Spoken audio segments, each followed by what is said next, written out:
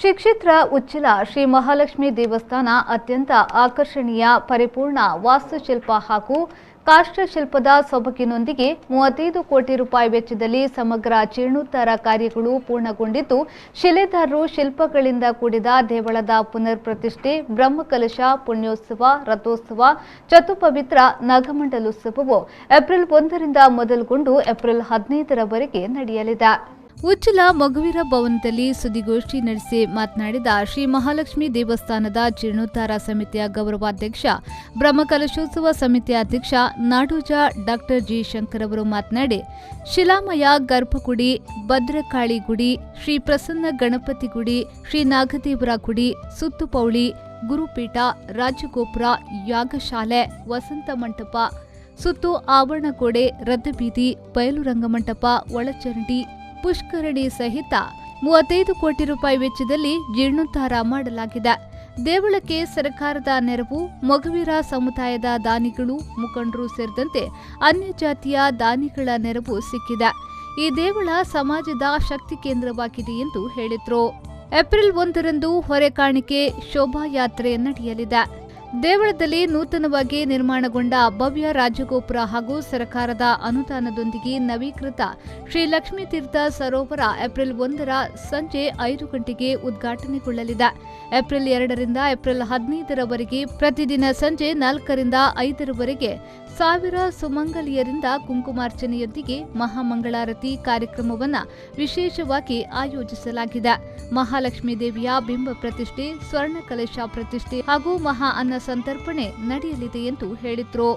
April 9ರಂದು ದೇವಳದ ಪುನರ್ ಪ್ರತಿಷ್ಠೆ, ಬ್ರಹ್ಮಕಲಶೋತ್ಸವದ ಅಂಗವಾಗಿ ಉಚ್ಚಿಲ ದೇವಳಕ್ಕೆ ರಾಜ್ಯದ ಸಿಎಂ ಬಸವರಾಜ ಬೊಮ್ಮಾಯಿ ಆಗಮಿಸಲಿದ್ದಾರೆ. ಪ್ರತಿದಿನ ಸಂಜೆ 5 ಗಂಟೆಗೆ ಧಾರ್ಮಿಕ ಸಭಾ ಕಾರ್ಯಕ್ರಮ ನಡೆಯಲಿದ್ದು, ವಿವಿಧ ಮಠಾಧೀಶರುಗಳು ಮತ್ತು ಧಾರ್ಮಿಕ ಮುಖಂಡರುಗಳು ಆಗಮಿಸಿ ಆಶೀರ್ವಚನ ನೀಡಲಿದ್ದಾರೆ. ಮಾಜಿ ಸಿಎಂಗಳಾದ BS Yediyurappa, Siddaramaiah, HD Kumaraswamy, BJP ರಾಜ್ಯಾಧ್ಯಕ್ಷ ನಳಿನ್ ಕುಮಾರ್ ಕಟೀಲ್, ಸಂಸದೆ ಶೋಭಾ ಕರಂದ್ಲಾಜೆ ಅಲ್ಲದೆ ರಾಜ್ಯದ ಹಾಲಿ ಮತ್ತು ಮಾಜಿ ಸಚಿವರು, ಶಾಸಕರು ಆಗಮಿಸಲಿದ್ದಾರೆ ಎಂದು ಹೇಳಿದರು.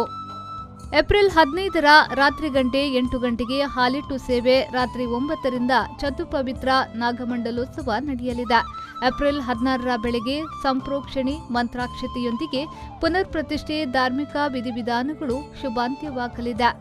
ಹಾಗೆ ಒಂದು ದೇವಸ್ಥಾನಕ್ಕೆ ಸರಿಸುಮಾರು 28 ಕೋಟಿಯ ವೆಚ್ಚ ಆಗಿದೆ. ಸರ್ಕಾರದಿಂದ ಕೂಡ ಸಹಾಯಧನ ಬಂದಿದೆ.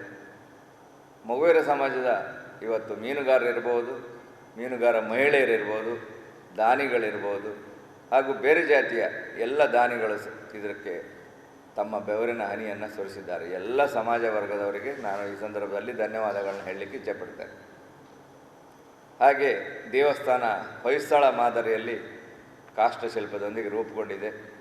ಅತ್ಯುತ್ತಮ ಒಂದು ವಿನ್ಯಾಸದ ದೇವಸ್ಥಾನ ಇದಾಗಿದೆ. ಸರಿಸುಮಾರು ಎಲ್ಲಿಯೂ ಈ ಭಾಗದಲ್ಲಿ ಈ ಮಹಾಲಕ್ಷ್ಮಿಯ ಕ್ಷೇತ್ರ ಇರಲಿಕ್ಕಿಲ್ಲ.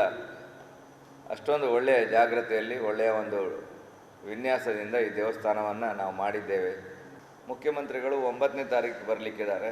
ಹಾಗೆ ಧರ್ಮಸ್ಥಳದ ಕಾವಂದರು ಕೂಡ 9ನೇ ತಾರೀಕು.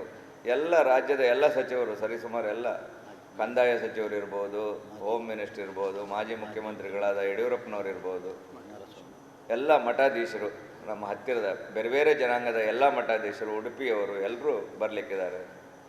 ಒಂದು ವಿಶೇಷ ಕಾರ್ಯಕ್ರಮ ಅಂದರೆ ದಿನಾಲು ಒಂದು 4 ಗಂಟೆಯಿಂದ 5 ಗಂಟೆವರೆಗೆ ಮಹಿಳೆಯರಿಗೆ 1000 ಮಹಿಳೆಯರು ಆ ತಾಯಿಗೆ ವಿಶೇಷ ಕುಂಕುಮಾರ್ಚನೆ ಮಾಡಿ ಒಂದು ಮಂಗಳಾರತಿಯನ್ನು ಭಟ್ರು ಮಾಡ್ತಾರೆ.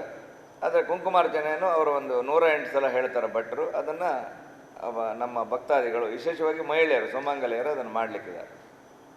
ಅದೊಂದು ವಿಶೇಷ ಕಾರ್ಯಕ್ರಮ. ಆ ತಾಯಿಯ ಒಂದು ಆಶೀರ್ವಾದ ಎಲ್ಲ ವಿಶೇಷವಾಗಿ ಮಹಿಳೆಯರಿಗೆ ಸಿಗಲಿ ಅನ್ನೋ ಒಂದು ಭಾವನೆಯಿಂದ ಆ ಕಾರ್ಯಕ್ರಮವನ್ನು ನಾವು ಹಾಕ್ಕೊಂಡಿದ್ದೇವೆ. ಹೊರೆಕಾಣಿಕೆ ಹರಿದು ಬರ್ತಾ ಇದೆ. ಸಮುದಾಯದವರು ಎಲ್ಲರೂ ಒಗ್ಗಟ್ಟಾಗಿ ಅದನ್ನು ಮಾಡ್ತಾ ಇದ್ದೇವೆ. ಖಂಡಿತ ಒಂದು ಒಳ್ಳೆಯ ಹೊರೆಕಾಣಿಕೆ ಮತ್ತು ಅದರೊಟ್ಟಿಗೆ ಟ್ಯಾಬ್ಲೋ, ಬೇರೆ ಬೇರೆ ಸಾಂಸ್ಕೃತಿಕ ಭಜನೆ ಇರ್ಬೋದು, ಹುಲಿವೇಷ ಇರ್ಬೋದು, ಡೊಳ್ಳು ಕುಣಿತ, ಬೇರೆ ಬೇರೆ ರೀತಿಯ 2 ವಲಯ ಮಾಡಿದ್ದೇವೆ. ಒಂದು ಉತ್ತರ ವಲಯದಿಂದ 1000 ವೆಹಿಕಲ್, ದಕ್ಷಿಣ ವಲಯದಿಂದ 1000 ವೆಹಿಕಲ್, ಟೋಟಲ್ 2000 ವೆಹಿಕಲ್ ಬರ್ತದೆ. ಅದರೊಟ್ಟಿಗೆ ನಮ್ಮ ಜನರು ಹೊರೆಕಾಣಿಕೆ, ವಿಶೇಷವಾಗಿ ಮಹಿಳೆಯರ ಒಂದು ತಂಡ ಕೂಡ 2 ಭಾಗಗಳಲ್ಲಿ, ಉತ್ತರ ಮತ್ತು ದಕ್ಷಿಣದಲ್ಲಿ ನಡೆದುಕೊಂಡು ಬರ್ತಾರೆ. ದಕ್ಷಿಣ ಕನ್ನಡ ಮೊಗವೀರ ಮಹಾಜನ ಸಂಘದ ಅಧ್ಯಕ್ಷ ಜಯಸಿ ಕೋಟ್ಯಾನವರು ಮಾತನಾಡಿ, ದಕ್ಷಿಣ ಕನ್ನಡ ಮೊಗವೀರ ಮಹಾಜನ ಸಂಘದ ಆಡಳಿತಕ್ಕೊಳಪಟ್ಟ ಶ್ರೀ ಮಹಾಲಕ್ಷ್ಮಿ ದೇವಸ್ಥಾನವು 1957ರಲ್ಲಿ ಮೊಗವೀರ ಕುಲಗುರುಗಳಾದ ಕೀರ್ತಿಶೇಷ ಮಾಧವ ಮಂಗಲ ಅವರ ನೇತೃತ್ವದಲ್ಲಿ ದಿವಂಗತ ಸದಿಯ ಸಾಹುಕಾರ ಅವರು ದಾನವಾಗಿ ನೀಡಿದ ಜಾಗದಲ್ಲಿ ಪ್ರತಿಷ್ಠಾಪಿಸಲ್ಪಟ್ಟಿದೆ. ದೇವಿಯನ್ನ ಹತ್ತಿರದಲ್ಲಿ ನೋಡಬೇಕೆನ್ನುವ ಹಂಬಲವನ್ನ ಸ್ಥಳೀಯ ಹಾಗೂ ಭಕ್ತಾದಿಗಳ ಕೋರಿಕೆಯಾಗಿತ್ತು. ಅದರಂತೆ ಕೇರಳದ ಜ್ಯೋತಿಷ್ಯ ವಿದ್ವಾನ್ ಮಾಧವನ್ ಪುದುವಾಳ್ ಅವರ ಮೂಲಕ ಅಷ್ಟಮಂಗಲ ಪ್ರಶ್ನೆಯಲ್ಲಿ ವಿಚಾರ ವಿನಿಮಯ ಮಾಡಿ ಡಾಕ್ಟರ್ ಜಿ ಶಂಕರ್ ನೇತೃತ್ವದಲ್ಲಿ ಜೀರ್ಣೋದ್ಧಾರ ಕಾರ್ಯಕ್ರಮ ಕೈಗೊಳ್ಳಲಾಗಿದೆ ಎಂದು ಹೇಳಿದರು.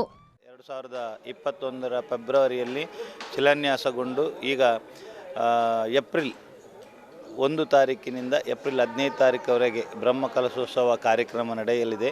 ಖಂಡಿತ ನಮ್ಮ ಈ ಒಂದು ಜೀರ್ಣೋದ್ಧಾರ ಸಮಿತಿಯ ಗೌರವಾಧ್ಯಕ್ಷರಾದ ನಾಡಿದ ಡಾಕ್ಟರ್ ಜಿ ಶಂಕರ್ ಇರ್ಬೋದು, ನಮ್ಮ ಜೀರ್ಣೋದ್ಧಾರದ ಅಧ್ಯಕ್ಷರಾದ ಗುಂಡು ಅಮೀನ್ ಇರ್ಬೋದು, ಕ್ಷೇತ್ರಾಡಳಿತ ಅಧ್ಯಕ್ಷರಾದ ವಾಸುದೇವ ಸಾಲನ್ ಇರ್ಬೋದು, ಹಾಗೂ ದಕ್ಷಿಣ ಕನ್ನಡ ಮೊಗವೀರ ಮಹಾಜನ ಸಂಘದ ಸರ್ವ ಆಡಳಿತ ಸಮಿತಿಯ ಸದಸ್ಯರು ಮತ್ತು ನಮ್ಮ ಸಮಾಜದ ಎಲ್ಲ ಗಣ್ಯರು ಹಾಗೂ ಸಮಾಜದ ಎಲ್ಲ ಸಮಾಜ ಬಾಂಧವರು ಹಾಗೂ ಇತರ ಸಮಾಜ ಬಾಂಧವರ ಒಂದು ನೆರವಿನಿಂದ ಸಾಧಾರಣ 35 ಕೋಟಿ ರೂಪಾಯಿಯ ಯೋಜನೆ ಈಗ ನಮ್ಮೆಲ್ಲರ ಕನಸು ಏನಿತ್ತು ಅದು ನನಸಾಗಲಿಕ್ಕೆ ಕೇವಲ ಸ್ವಲ್ಪ ದಿವಸ ಇದೆ.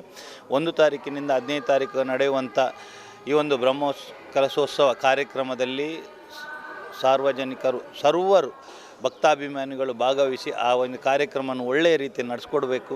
1 ತಾರೀಕಿನಂದು ನಡೆಯುವಂಥ ಏನು ಅಭೂತಪೂರ್ವ ಮೆರವಣಿಗೆ ಇರ್ಬೋದು, 6 ತಾರೀಕಿನಂದು ನಡೆಯುವಂಥ ಪ್ರತಿಷ್ಠೆ ಇರ್ಬೋದು, 9 ತಾರೀಕಿನಂದು ನಡೆಯುವಂಥ ಬ್ರಹ್ಮಕಲಶ ಇರ್ಬೋದು, ಹಾಗೂ 13 ತಾರೀಕಿನಂದು ನಡೆಯುವಂಥ ಉತ್ಸವ ಇರ್ಬೋದು, ಹಾಗೂ 15 ತಾರೀಕಿನಂದು ನಡೆಯುವಂಥ ನಾಗಮಂಡಲ ಉತ್ಸವ ಕಾರ್ಯಕ್ರಮ, ಎಲ್ಲ ಕಾರ್ಯಕ್ರಮಗಳಿಗೆ ಸರ್ವರಿಗೂ ಆಧಾರದ ಸ್ವಾಗತವನ್ನು ಬಯಸುತ್ತೇವೆ. ಜೀರ್ಣೋದ್ಧಾರ ಸಮಿತಿ ಅಧ್ಯಕ್ಷ ಗುಂಡು ಬಿ ಅಮೀನ್ ಅವರು ಧಾರ್ಮಿಕ ಕಾರ್ಯಕ್ರಮದ ಬಗ್ಗೆ ವಿವರಣೆಯನ್ನ ನೀಡಿದ್ರು. ಈ ಸಂದರ್ಭ ಸುದ್ದಿಗೋಷ್ಠಿಯಲ್ಲಿ ಕ್ಷೇತ್ರಾಡಳಿತ ಸಮಿತಿ ಅಧ್ಯಕ್ಷ ವಾಸುದೇವ್ ಸಾಲ್ಯನ್, ದಕ್ಷಿಣ ಕನ್ನಡ ಮೊಗವೀರ ಮಹಾಜನ ಸಂಘದ ಉಪಾಧ್ಯಕ್ಷ ಸುಭಾಷ್ ಚಂದ್ರ ಕಾಂಚನ್, ಪ್ರಧಾನ ಕಾರ್ಯದರ್ಶಿ ಸುಧಾಕರ್ ಕುಂದರ್, ಪ್ರಧಾನ ಅರ್ಚಕ ರಾಘವೇಂದ್ರ ಉಪಾಧ್ಯಾಯ, ಜೀರ್ಣೋದ್ಧಾರ ಸಮಿತಿಯ ಕೋಶಾಧಿಕಾರಿ ವಿನಯ್ ಕರ್ಕೇರ, ಕಾರ್ಯದರ್ಶಿ ಶಂಕರ್ ಸಾಲ್ಯನ್, ದಕ್ಷಿಣ ಕನ್ನಡ ಮೊಗವೀರ ಮಹಾಜನ ಸಂಘದ ಕೋಶಾಧಿಕಾರಿ ಭರತ್ ಎರ್ಮಾಳ್, ಜೊತೆ ಕಾರ್ಯದರ್ಶಿ ಮೋಹನ್ ಕರ್ಕೇರ ತೋನ್ಸೆ, ಪ್ರಮುಖರಾದ ಗಂಗಾಧರ್ ಸುವರ್ಣ ಎರ್ಮಾಳ್, ಸತೀಶ್ ಶಾಮೀನ್ ಪಡುಕೆರೆ ಉಪಸ್ಥಿತರಿದ್ದರು.